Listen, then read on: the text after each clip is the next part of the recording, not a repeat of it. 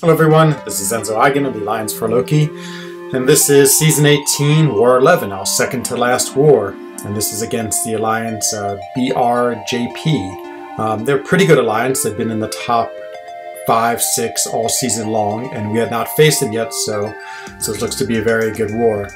So I'm going in with a slightly different team, the usual Emma and Mysterio, along with Warlock this time for a Havoc fight.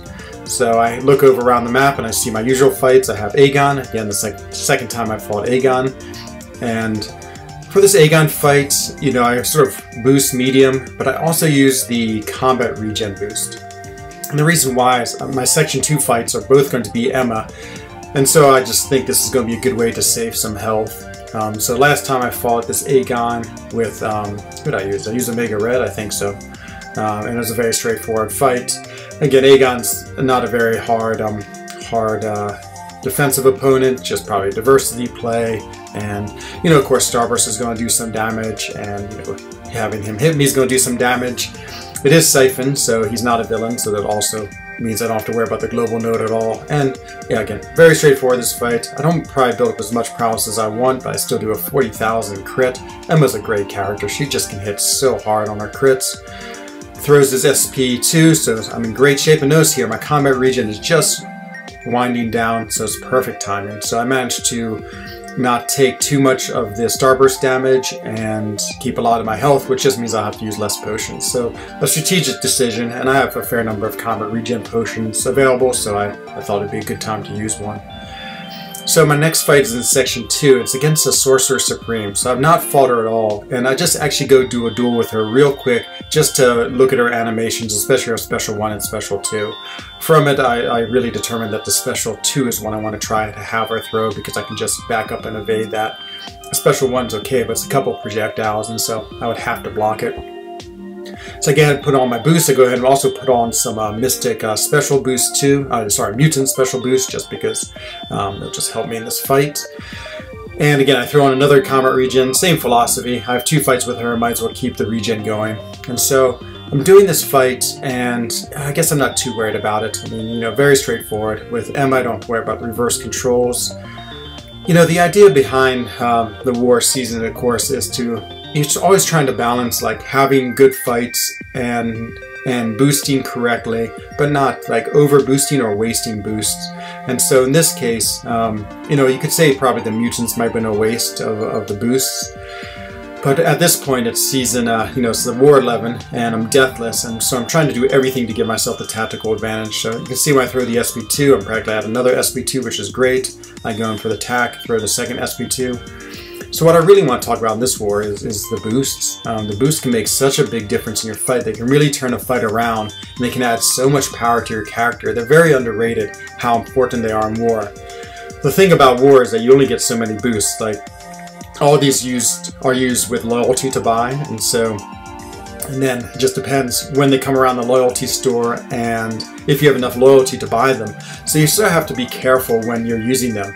Like as I said, at the end of the season, I can afford to use them now just because I have 2 wars left, and so I'm not too worried about saving for them for that special war like we would against Kenobi or ISO 8. So I can use them against you know, an opponent that, you know, if we win or lose, it doesn't have too big an effect on us. We're more or less going to be in the Masters bracket. There's almost no way we can make top 3. Of course, we still want to win, but, you know, we always want to win the next war too, and the next war after that. So, again, it's a lot of balance about trying to decide when and where you use all these boosts. I mean, ideally, you use them all the time, but that doesn't always happen. There's certainly plenty of seasons towards the end you've run out of a particular boost. Like if you're using Corvus a lot, you'll use the PS1 boost, the Power Star 1 boost. You know, the vulnerability boost, of course, huge in many fights, and so yeah, it's always very strategic, the decision when to use it. Same for the power boosts. So this fight's going well. You know, again, I'm not too worried about Mordo. He is a villain, so he's going to hit into my block pretty hard. But you can see now at 231, I'm still at 100%. You know, between being able to evade his specials and counterattack those, and him throwing his heavies pretty quick, things are going really well. So he throws a special, and again, the mutant boost is really helping me a lot. I'm already at another special too. Don't have too many prowesses, and I'm not parrying him too much, so that's how you build prowesses off your diamond form, but it's okay. I mean, again, I'm already there, and I kill him. and easy enough. So those two fights were pretty straightforward. And you know, when you do well in war, you look like a genius, and when you have problems, things go poorly really quick. So at this point I noticed something. I was just about to go into my next fight and I saw, there's a message for me, Enzo, line chat. So I quickly pop over to line to see what Taters has for me. And I look and he says, oh, maybe you should use a PS1 for Mordo. Of course I totally did not see it. And so I quickly replied, too late, you know, I've already done the fight. So, you know, it's one of these things in war where sometimes it actually takes time. You should take time to pause between fights just to see if there's any messages from your alliance or anything like that. But in that case, it was all right. And now there's a big debate. In Dreamin's video, he said he thinks it's for him in his fight. I think it's for me in my fight, but I guess only Taters can answer. Taters will probably say it's for both of us. So now my last fight is Havoc against this Warlock against this Havoc on the shared fight, the shared node fight. And so I go ahead and put on Tech Boost and Vulnerability. Again, probably not necessary for this node. It's not really that hard a node, but you know, again, I'm trying to keep my Deathless season, so I might as well go all out to try to do that. You know, in this fight, it's just trying to push him to an SP2 because it's easier to dodge, and then, you know, trying to get to my SP2 because then I'll gain a lot of power from the Tech Boost. So here's a huge mistake. So I'm usually pretty good about dodging it, but I totally wait too long and get absolutely hammered by it. But luckily, my indestructible boost totally deflects that. Now he's losing power, which is great. I eat a heavy, which is not so great, but everything's really under control at this point. And so now I'm fighting. I'm back to my special 2 already. I unleashed that, and that is his death. But you know, it looks like I've done amazing on this fight. You know, I finished with a lot of health. I did really well. It was a quick fight.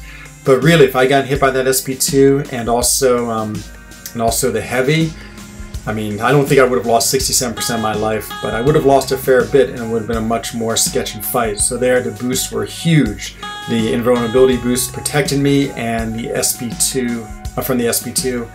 And then also my tech power boost allowed me just to throw those special 2s so quickly that it just made the fight much easier. So yeah, it's always very interesting in war how you do your boost and when you use them. I mean, of course, if you had them available all the time, you'd always be using them, but that's not always the case. And so just another fun part of the war season is that strategy. So we did win this war. It was a very good war. I mean, very close towards the end.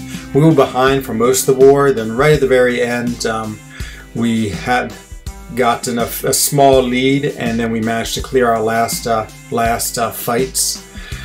And yeah, we went on to win 19-14. So great job. BRJP is really fun fighting you. It had a really nice defense, as always, well played. I mean, having under 20 deaths against our defense is really good and shows the quality of your lines. And so I remained deathless through 11 wars, and so 1 left, and we'll see if I can pull off the deathless season. So I'd be really happy if I could. So I hope you enjoyed this video, and I look forward to seeing you in my next video. This is Enzo Eigen of the Alliance for Loki, wishing you a good day. Bye-bye.